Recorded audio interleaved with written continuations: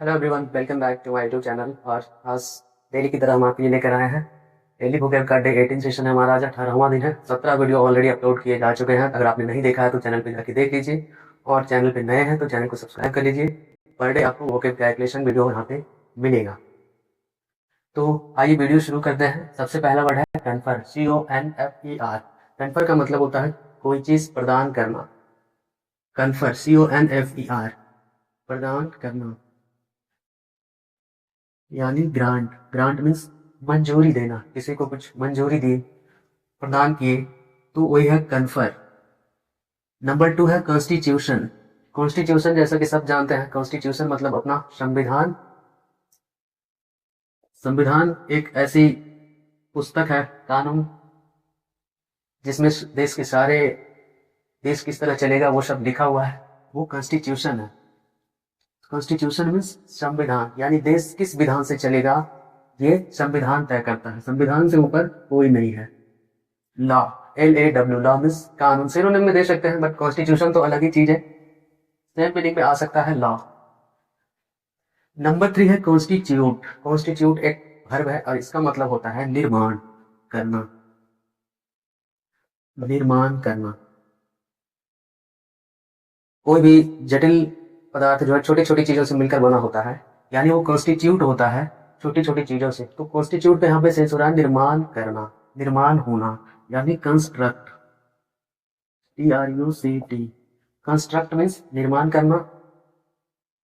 Number 4 critical. Critical, critical का मतलब होता है यहाँ पे गंभीर।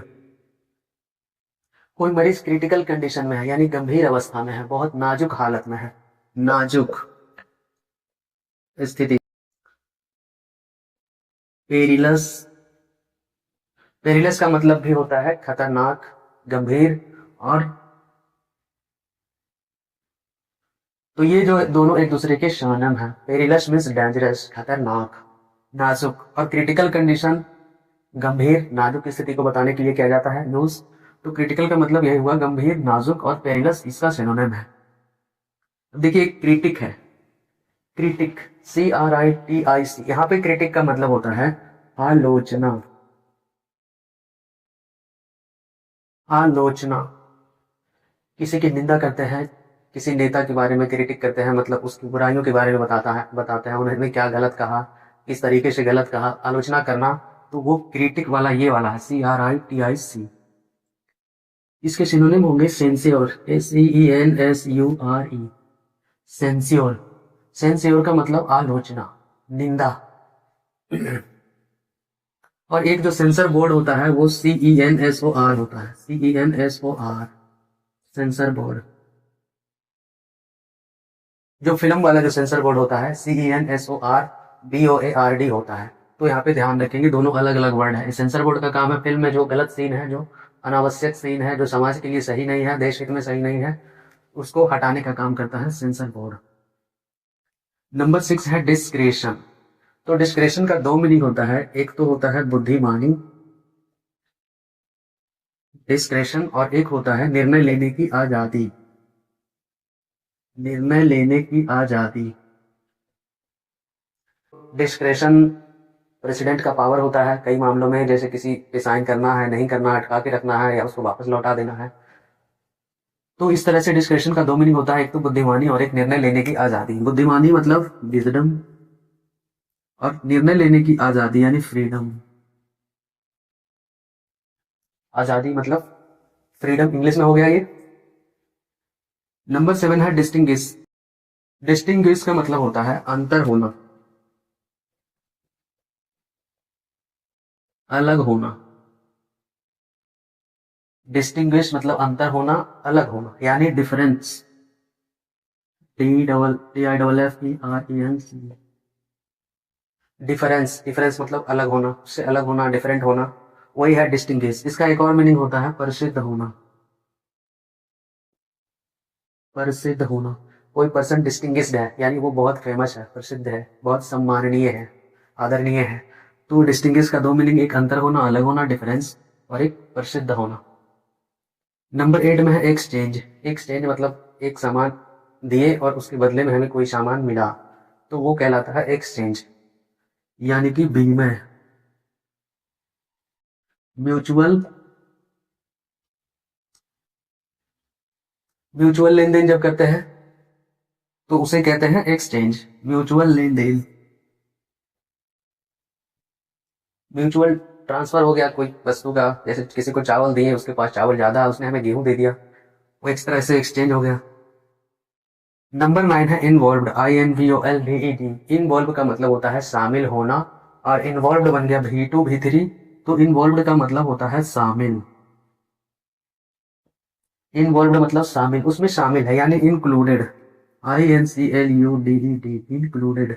इन्वॉल्व्ड का मतलब इंक्लूडेड, मतलब शामिल, अब से किसी अपराध में शामिल है तो मतलब उस क्राइम में इन्वॉल्व्ड है, इंक्लूडेड। नंबर 10 वर्ड है क्वेरी।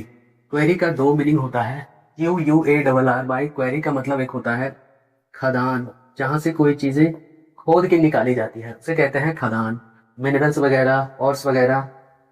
तो क्वेरी का एक मीनिंग हो गया खदान, और दूसरा मीनिंग होता है शिकार। जैसे शेर अपना शिकार करेगा हिरन को, तो हिरन जो है शेर के लिए शिकार हो गया, यानी शिकार को कहते हैं एक अलग वर्ड में प्रे, PRE। ये प्रे वो वाला प्रे नहीं है, प्रे मीन्स प्रार्थना होता है, PRA, प्रे मीन्स प्रार्थना, और यहाँ पे PRE है, प्रे मीन्स शिकार।